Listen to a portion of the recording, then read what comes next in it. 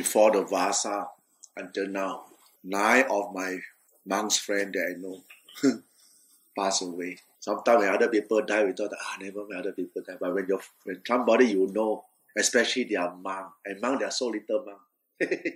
Can you imagine? 9 of them. I said, and they are not very old monk, no? 50 plus, 60 plus. So it's so uncertain. It's getting nearer and nearer. It make me think, no, when is our turn? When is our turn?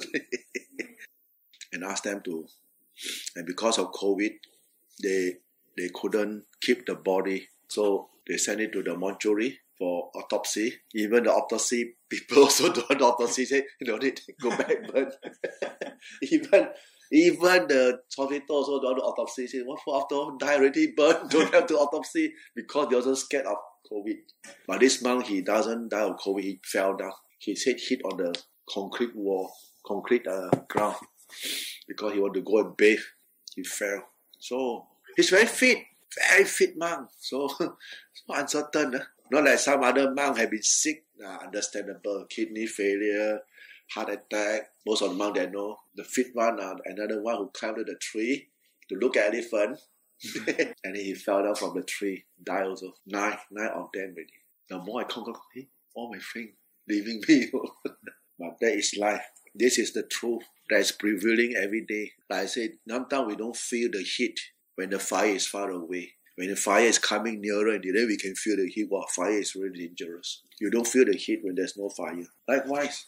And this Ajahn, he got 40 over Vasa. 40, at least 42 or 43, at least. So he has been staying alone all his life. Like the Pacheka Buddha, like that. He don't mingle around.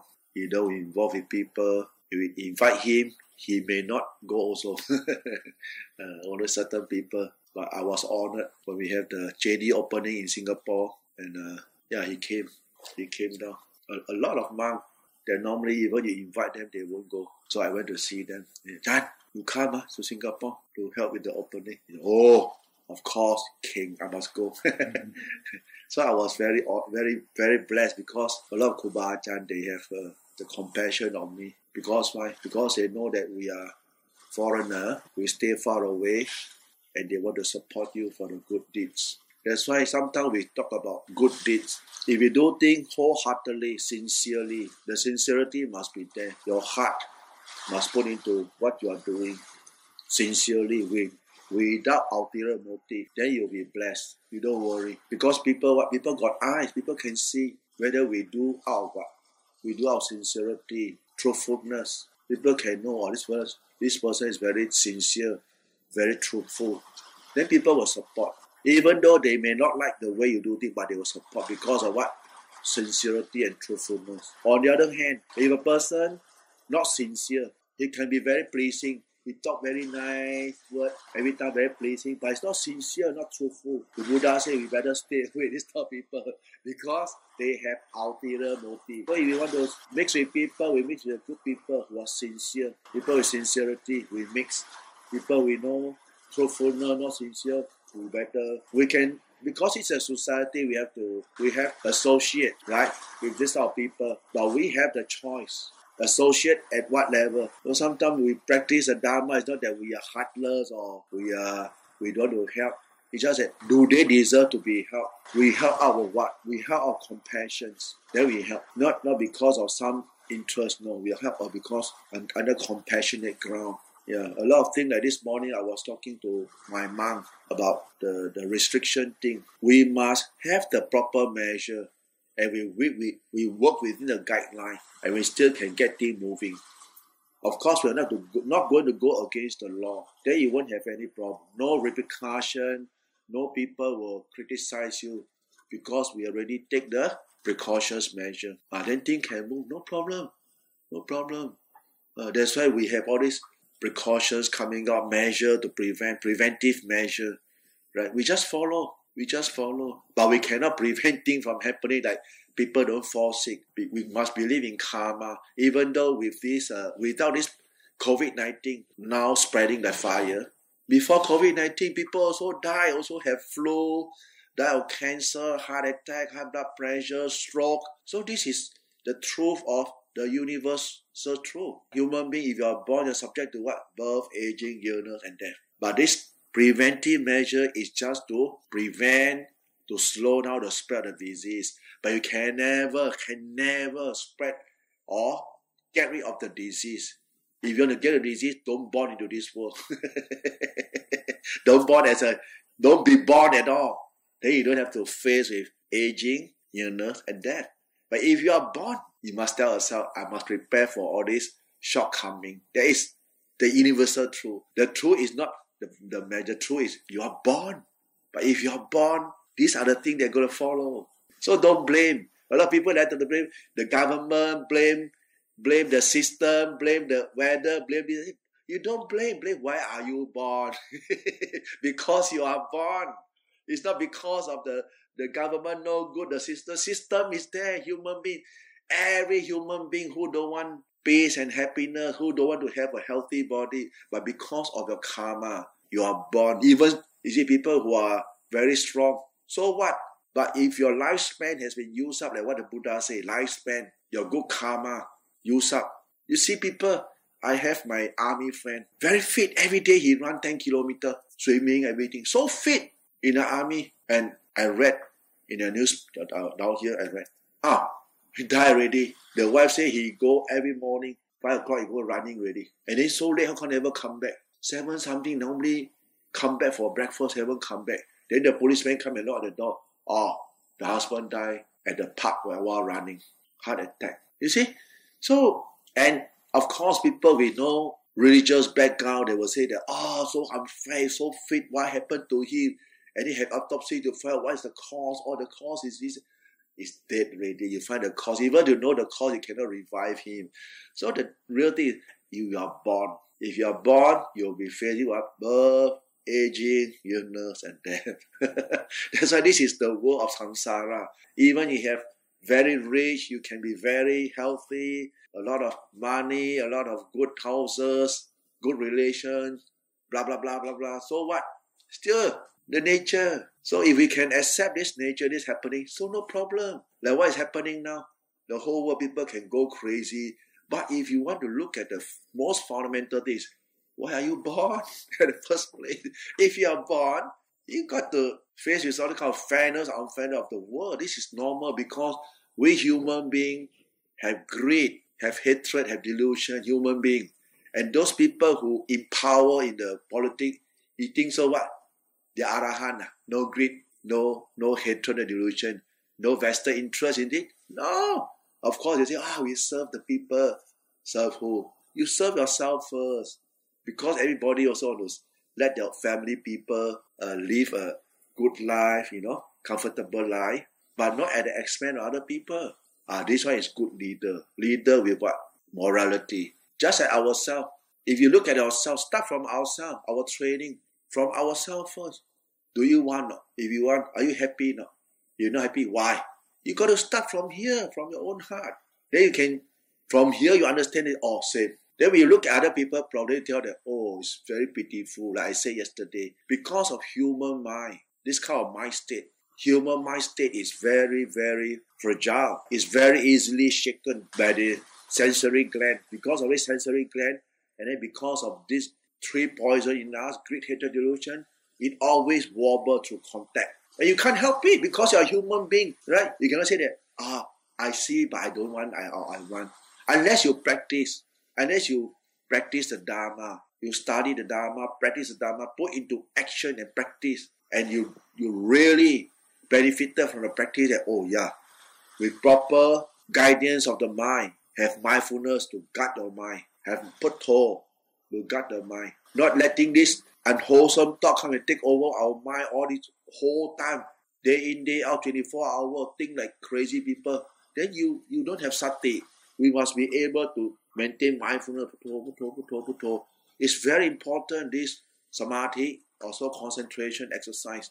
It's very important because it creates the base for your mind. If you have piti, the foundation of samadhi, then your mind would want to go outside to mess with external things. Because why?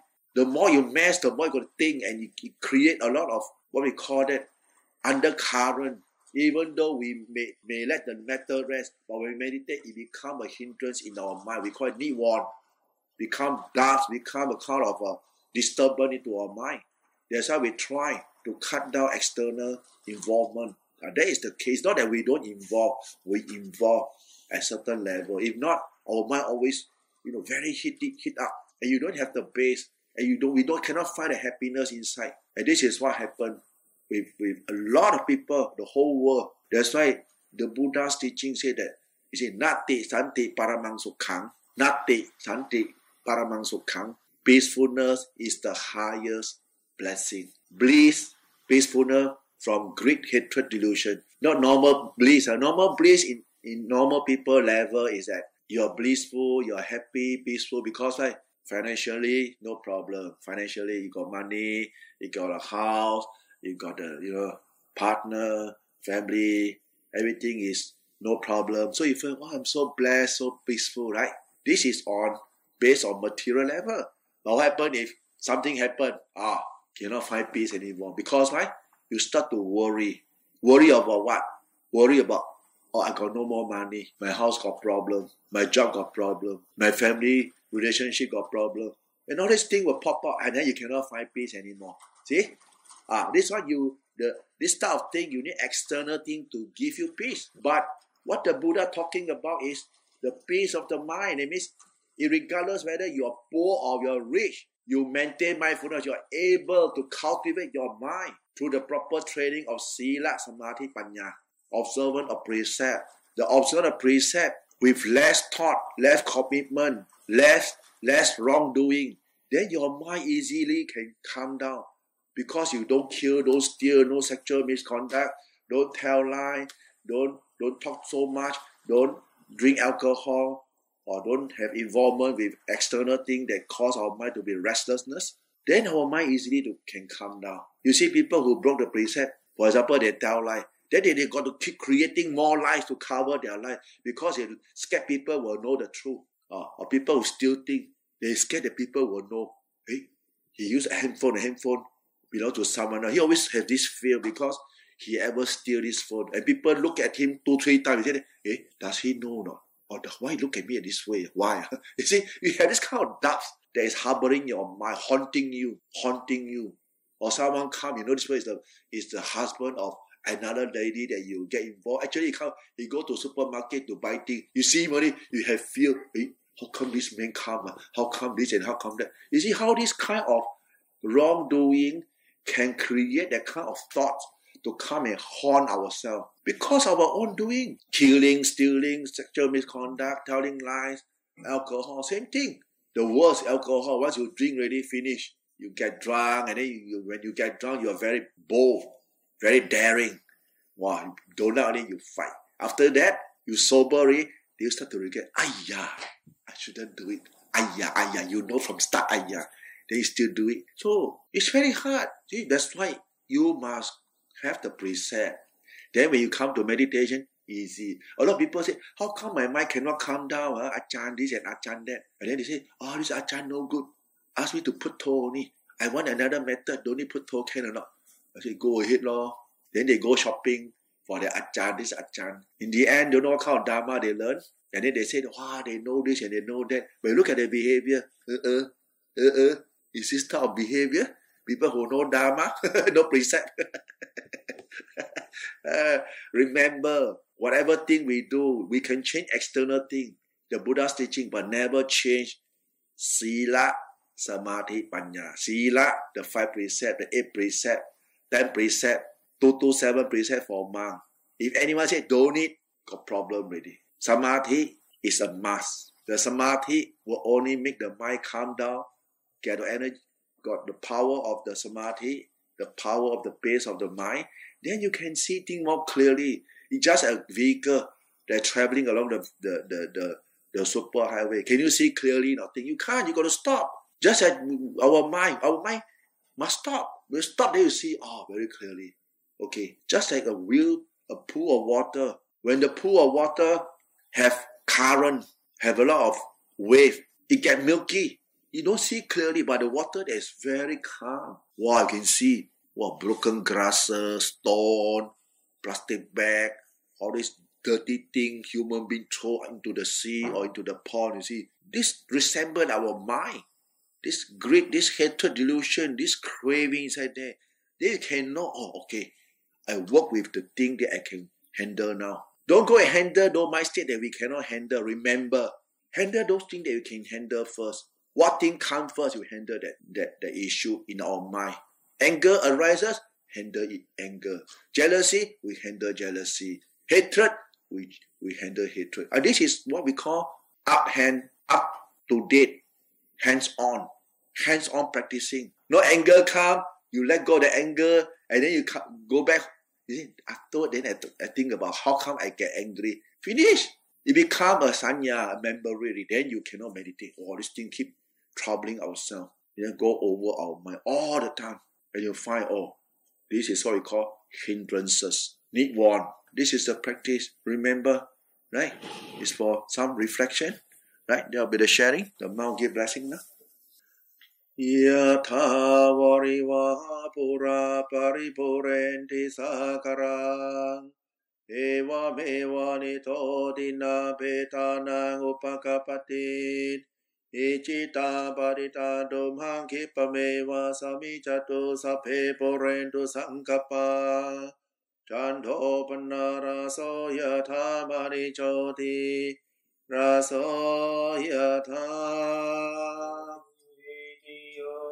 Vivajado samaro govina sadumane bhavavantarayo sukhidika yugo bhavabiva darasili saricha achayino jataro Dhamma vadatiya yuhano sukhang Varangale dadadi sapanya vadanyo vitamachara Kale narina nariyeso jupute sutadiso Vipasana manatasa vipula hodinagina Ye tata numodanti veya vacha karoti va